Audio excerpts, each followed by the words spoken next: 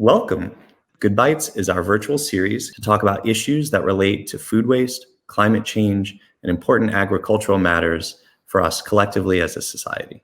First, I'd like to introduce Hannah Koski, who is the head of sustainability and social impact at Blue Apron. Welcome, Hannah. Thank you so much. It's great to be here. Very excited. Wonderful. Thank you. And next, I'd like to introduce Maddy Rotman, who is the head of sustainability at Imperfect Foods. Thanks, Jason. Really nice to be here as well. Thank you.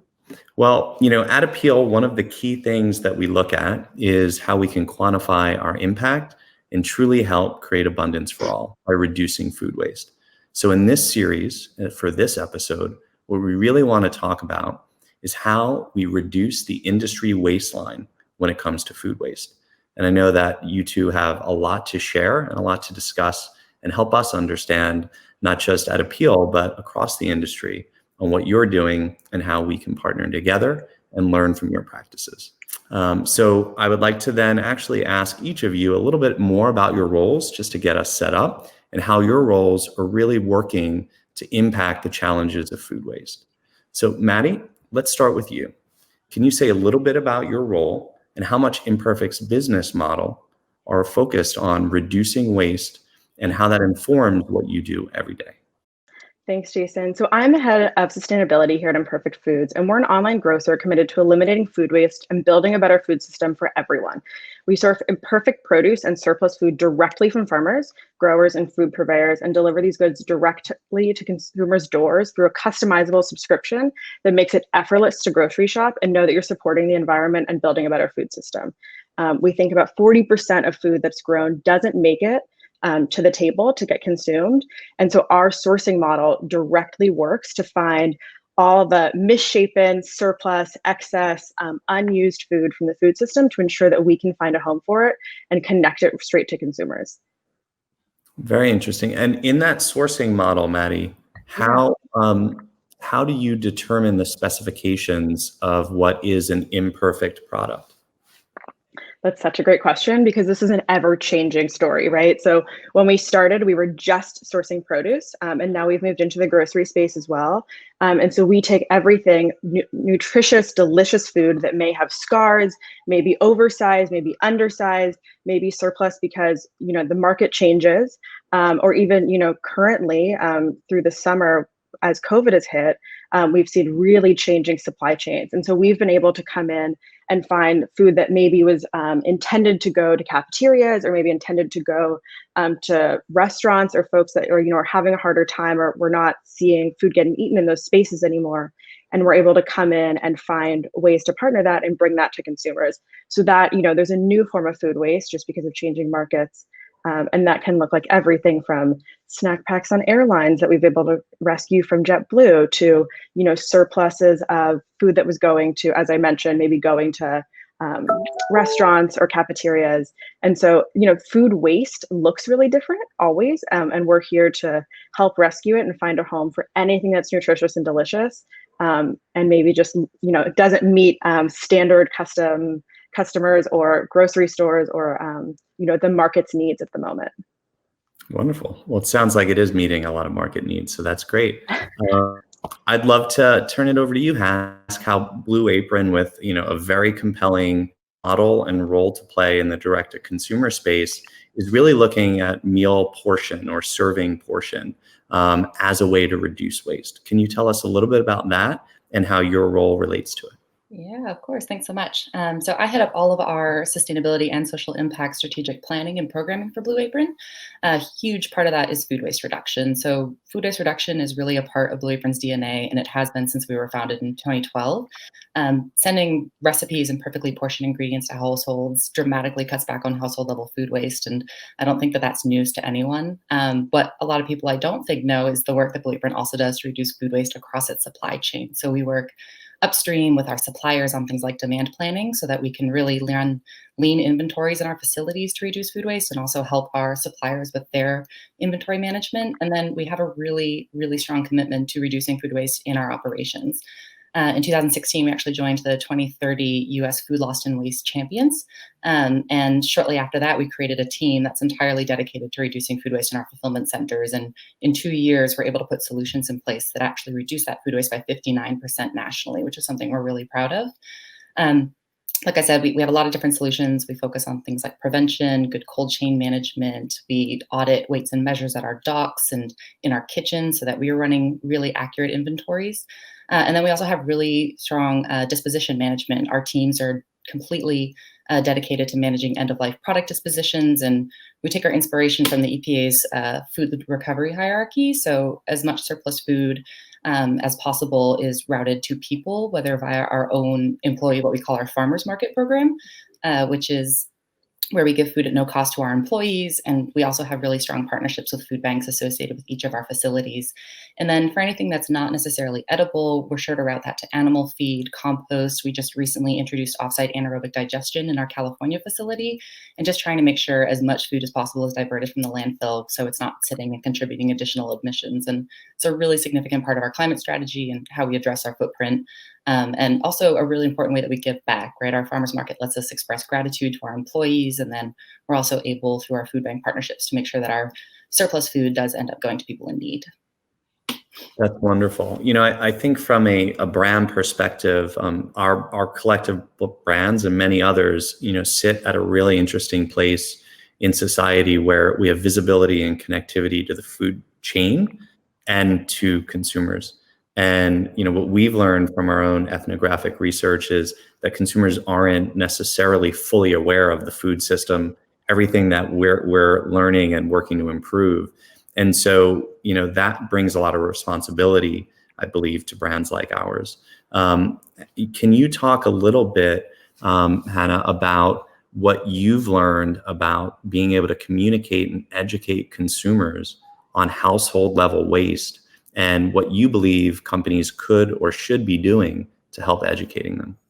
Yeah, that's such a great question. Thank you. And it's so important. So I think the most recent estimate I've seen is that more than 40% of food that is wasted in this country is actually wasted in people's homes. And there are a lot of different factors that drive that. Poor planning, overbuying. I know that I'm personally guilty of sort of spontaneous shopping, maybe a little less so now that we're not going to the grocery store as often, but just buying things that we don't necessarily need, and then just poor inventory management in our households. And Blue Apron, by its model, I think offers a lot of solution to that. We're sending recipes to people's homes with perfectly portioned ingredients to help with that planning and that portioning. I think the other thing that Blue Apron does that we're really excited about, I think it's really who Blue Apron is we empower home cooks. So when we send a recipe, it's not just about the ingredients, it's not just about the final dish, but what we really look to include is education about culinary techniques. We really want to foster sort of culinary curiosity, but also confidence in the kitchen and our community of home cooks. And I think that's important because what it means is at the end of the week, when someone is looking in their refrigerator and thinking to themselves, what am I going to do with this food that's about to go bad? I feel terrible about it and I want to use it. They actually have the skills in place too to pull that out and make a really fantastic meal that's going to be delicious. Maddy, Imperfect Foods, it seems like it was truly born to fight food waste, working with produce that might not have otherwise found a home, as you mentioned.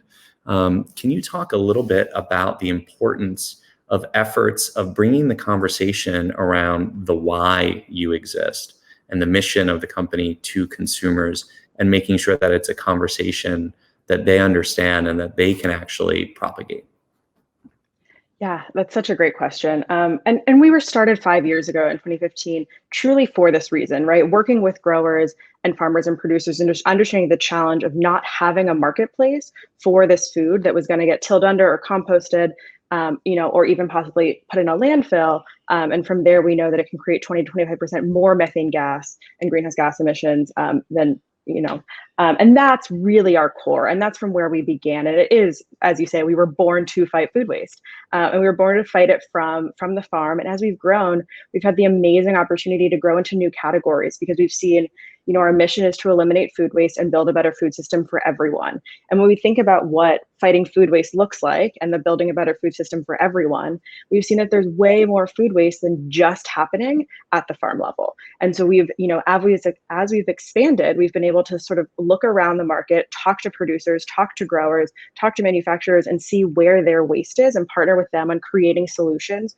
for them and sharing those stories to our customers, and being able to allow a place for customers to come and say, I'm okay with a small eggplant, or, I'm okay with hail spots on my apples because I know there's, weather happening, or, I'm okay with smaller avocados. And, beyond that, we now offer amazing grocery items. So, we've talked to different producers and manufacturers, and they say, we have broken bits of pretzels at the bottom after we, bag all the pretzels. So now we offer pretzel bits covered in chocolate, and we have amazing dried mangoes, from sunburnt mangoes. And as I sort of mentioned, we had movie theater popcorn over the summer when all the movie theaters weren't able to, stay open to serve popcorn. And so we had little 1 pound retail bags. And so all of these different opportunities and places where food waste is occurring, we can come in and work with producers and growers to say, where is your excess? Where is your surplus? Where can we help provide a solution for you? And then be able to share with customers what these stories are, because they want a place to come and know that we've done all the hard work and done this amazing supply chain and sourcing strategy to find all these stories and to find all these products that we promise are delicious and make it so easy for you to find them and get them delivered every week. And you can choose what you want, and you can see the stories. You can see what the surplus was, or what the excess was, or what the hail spots were, or the oversizing or the undersizing, because all of these sort of standards we've created. I'm okay with all shapes and sizes as long as it tastes good. And so we're really creating a space for customers to come and find that, and make it really easy for them to know that we've made all the hard decisions to find the food waste and to bring delicious food to them. That's interesting.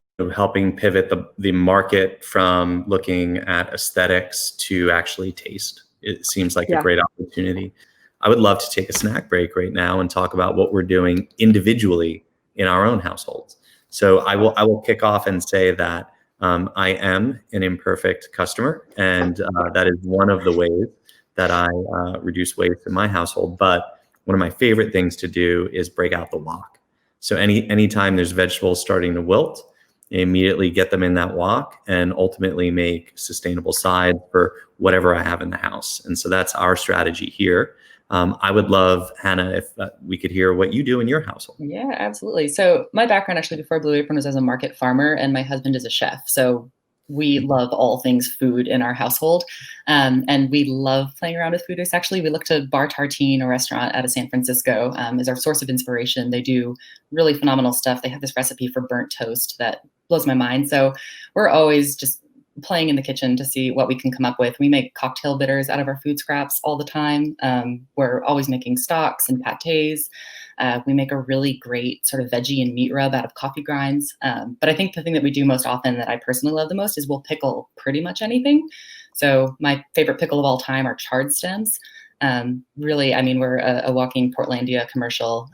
We'll pickle it. I love that. Maddy, I don't know. I don't have a chef in my household. I don't know if you do. That might be a hard act to follow, but what do you I'm coming over for pickles and aperitivo hour with all your bitters. No, it's quite similarly. Love all these stories. I'm a big inventory geek. So my background, I was, in purchasing and produce and supply chains way before this. And so I constantly am doing inventory of my fridge to rearrange and to understand what's in there, because things get lost, right? And that's part of the problem at home. So just rearranging and taking stock of what you have and sort of menu planning around that. But always have, a box in the freezer for all your scraps to do freezer stock later. So all your bits and ends, so your kale stems, your carrot tops, your onion peels, throw it all in a bag or a box in the freezer and throw it in a pot of boiling water later for hours and hours, and you get delicious stock. Wow. Thank you.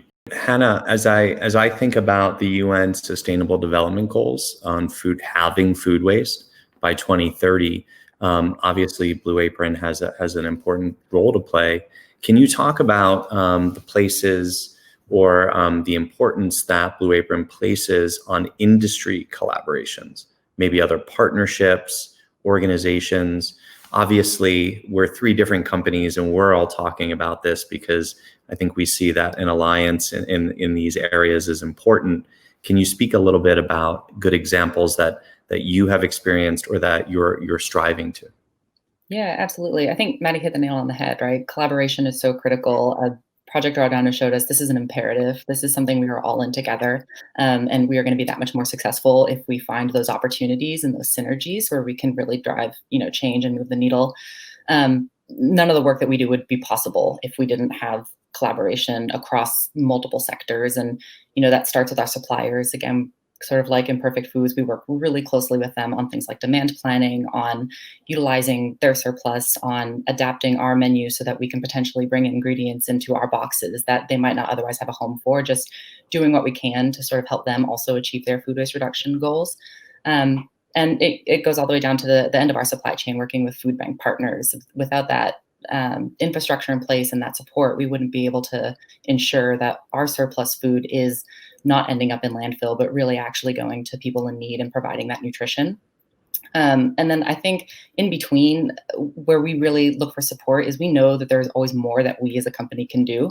There are always ways to be better, and we really prioritize continuous improvement as part of our sustainability strategy. And we look to people who are experts, right? We look to the EPA and the USDA. We look to other leaders within the industry. We look a lot to the nonprofit sector too. There's a really great organization called Refed that we work really closely with, and they're looking to drive innovative solutions sort of across the United States, across sectors, to reduce food waste dramatically. And they have really phenomenal insights that we look to all the time.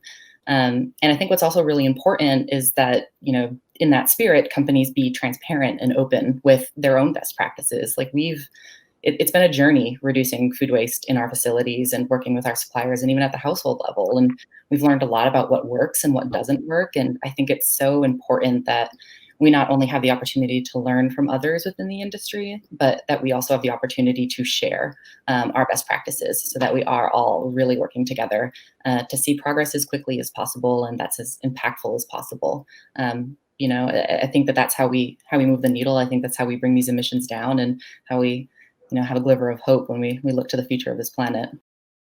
I love the idea of, accelerating these alliances and sharing best practice. Are there parts of the industry that are slower to recognize and join? And are there incentives that you think could be surfaced to help bring other larger or traditional companies along into these alliances? Overwhelmingly, almost unanimously, people understand the value here. But I think what's also really unique about food waste in particular is that there's such a clear business case for food waste reduction in a large corporation. There's a tax benefit associated with making a donation of food, and there are reductions in waste hauling fees. So it's not just something that is, critical to our environment and mitigating climate change and also to really addressing food security, but there's also a really solid business case for companies prioritizing food waste reduction. Yeah, Well, I completely agree with you. I think that what I would love to see in our future is to see more transparency, which is, challenging, around sort of the climate impact and the carbon impact of food waste. So there's a lot of ways to frame this and talk about this, but you're so right that there's a business case for reducing food waste at a business level. But from a food system level and from a growing level and what gets left in the ground and, what gets left in different areas of our supply chain, it's really hard to see it. And seeing that quantified number of 40 billion, seeing those large stats is so shocking sometimes because we forget. And so if there was a way eventually to understand the climate impact of where we leave food behind and sort of track that and go to reduce that as well as just the food itself, I think is the future I'd love us to see get to. Mm-hmm. agreed. So we've been talking at a macro level about supply chains, about how we can collaborate as companies and create alliances. Let's take some questions from some of the audience. Our first question comes from Sarah Hullock at Full Harvest. Sarah asks, how can we best measure the carbon footprint of a meal kit versus a traditional food chain consumer option? One of the things that we think about as a company that's based in reducing food waste from growers is figuring out the avoided emissions. And so understanding from our supply chain, the upstream producing food is so carbon intensive to produce anything, whether it's produce, whether it's protein. There's a lot that goes into it, and it's all sort of a sliding scale of all the efforts. And so for us, figuring out the avoided emissions is so key so that we understand truly the full picture of the carbon impact of the carbon footprint. And that, involves everything for us of the upstream piece, so what our growers and producers are doing, also how it gets to us, also what we do in our house, and then how we get it to you. And so that really efficient last mile delivery for us is super key. So we aggregate all of our zip codes based on where you are for Imperfect Foods, and we deliver to each zip code once. So we say, all your neighbors, you can all get your deliveries together, because we know that that reduces our carbon footprint on our last mile, which is so key for us. So all of these pieces go in to understanding that full carbon footprint and that full climate impact of a product. And so we're really excited to share more with our customers about this year. But I think that's just such a great question, and it really is important to understand what your product, what your company you're buying from is doing, from an upstream, who they're sourcing from, but also how they're getting it to you, and to make sure that's really efficient. Yeah, it reminds me of that old statement: you can't manage what you don't measure. Exactly. Yeah. Hannah, how about you? Yeah, no, absolutely. I think, Maddy, again, taking a holistic look is so critical. So there was actually a study that came out. It was peer-reviewed by the University of Michigan in 2019 that looked specifically at sort of how preparing a meal at home with a meal kit compares in terms of carbon footprint to preparing the same meal going to the grocery store. And actually what it found, and looked really at, household level food waste reduction, at packaging, and then carbon emissions associated with the supply chain. So for meal kits specifically, with that more streamlined supply chain that eliminates the middleman. And what it found actually is that by preparing a meal at home with a meal kit, you can reduce your carbon footprint by 25%. So we do have that data point, but I will say, I think Blue Apron, again, we really prioritize continuous improvement. We know that we are always capable of doing more and doing better, and that's something that's really important to us. So we're always looking for ways to innovate, looking for ways to reduce our packaging, to make that packaging more recyclable, and to utilize more post-consumer recycled contents that we're really driving circular economy. And these are all things that we track and measure because we want to see that footprint number. We want to see it be more impactful. So again, taking that holistic look, I think to Maddy's point, measuring, really being transparent and tracking progress over time is just important to moving the needle. Agreed. I couldn't agree more, actually. So question 2 comes from Lucy Glasser from Unconquered. Lucy notes that there are some big barriers to getting fresh food to unserved populations. Some of those are access to obtain the food. Another might be the resources that are actually used to prepare that food, tools or education. What opportunity do you think brands have to take action in supporting making change against these issues? And Hannah, maybe we can start with you. Yeah, happy to jump in. And this is a question that is so important, and it's one about which I'm particularly passionate. So I thank the person for asking it. I think there's a tremendous amount that we can do. And I know that when we start to think about our approach to addressing things like food insecurity and hunger, it's really important to Blue Apron that we're actually thinking about root cause. So, as I've mentioned elsewhere in this chat, food donations are a really important part of our food waste reduction strategy, and we're really grateful for the opportunity to work with our regional food bank partners to make sure that food is getting to people in need and we're not losing the value of that nutrition.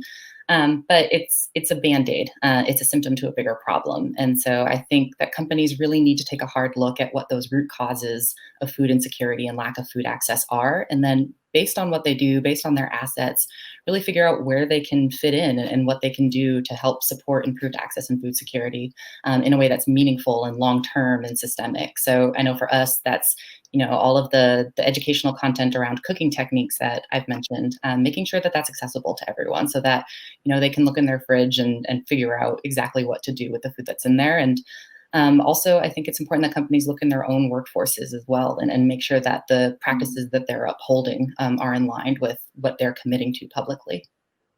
Yeah, again, super close to my heart as well, Hannah. And I think every brand has a different opportunity to do something. And I think that we all are in sort of, as you said, this is a Band-Aid to a bigger systemic problem. And so what can we do? For us, we think about this a few different ways, right? So regionally, we work with different food banks and food access partners who are able to distribute foods, who are able to donate food to them and support them in what they do really well. We're also really excited to offer a low cost box, reduced cost box program. So we do a 33% off box to anyone that's SNAP eligible. And so we're able to make sure that we can, create our box and our product to be accessible to folks that maybe don't have the same means. And sort of to the question's point too, there's access to food and there's also what to do with it and how to work through those challenges. And so we offer a ton of resources. So we have a blog called The Whole Carrot, and we do different newsletters and work just to make sure you can understand that you can know what to do with products. So everything from recipes as well as some fun food waste reduction tactics to make sure that you're using every single thing that you have. But the reduced cost box program is really near and dear to our hearts to make sure that we've always, starting from our beginning, known that this is a challenge that we want to help address as we grow and through our journey.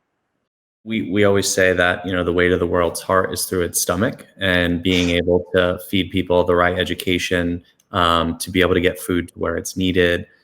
We really appreciate the conversation today. You both have been extremely illuminating, fun to speak to. I'm not sure that you two knew each other before this, so hopefully we can all stay connected. I want to say thank you for joining Good Bites, our portion on reducing the industry waistline. Hopefully this starts more conversations, not just among us, but those in the food industry, as we collectively try to take a bite out of climate change. So thank you, Hannah. Thank you, Maddy. Appreciate your time today. Thank you so much. Thanks for having us.